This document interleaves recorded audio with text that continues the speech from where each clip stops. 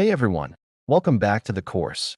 In Module 2, we built a fantastic, professional-grade inputs sheet.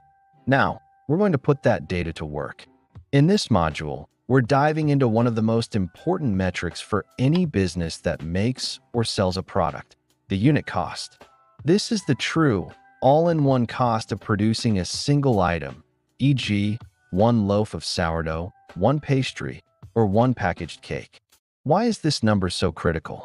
Because if you don't know how much it costs you to make something, you'll never know if you're actually making money when you sell it.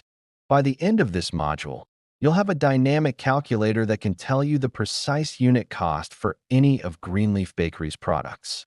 Let's get started. The unit cost formula. All right, let's start with the core concept, the unit cost formula. The formula for unit cost seems simple on the surface, but it has a really important nuance. The basic formula is unit cost equals total fixed costs plus total variable costs divided by total units produced.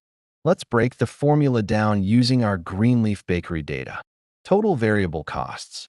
These refer to the costs that change with the number of units produced. However, in real-world scenarios, you might start with the total variable cost and work backward to calculate the variable cost per unit. Here's a quick illustration. Suppose the ingredients required to bake bread, e.g., flour, sugar, butter, water, firewood, and yeast, cost a total of 2,500,000 Nigerian nairas for a batch. If that batch yields 2,000 loaves, then the variable cost per loaf is 2,500,000 divided by 2,000, which gives 1,250.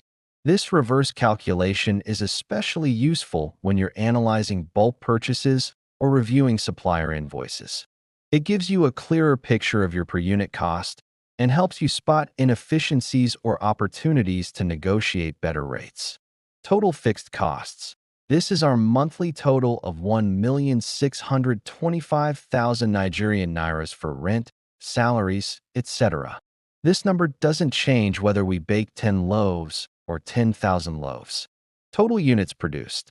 This is simply the number of loaves we baked in a month. Here's the key takeaway. Your unit cost is not a fixed number.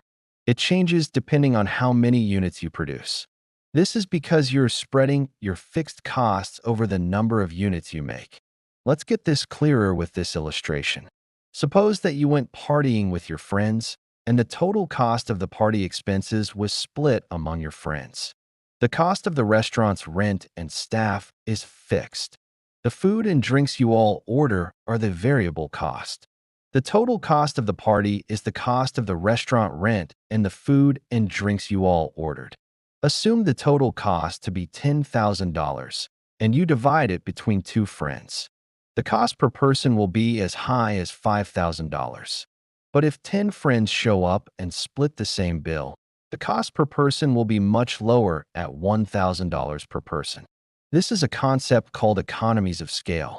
The more you produce, the cheaper each unit becomes. Let me explain in plain language. In economics, economies of scale mean that as a company produces more units of its products, the cost of making each unit goes down. This happens because fixed costs, like rent, salaries, machinery, etc., are spread over the number of products it produces. Let's see this in action using the table below. In our base data, our fixed costs are 1,625,000, and the variable cost per loaf is 1,455.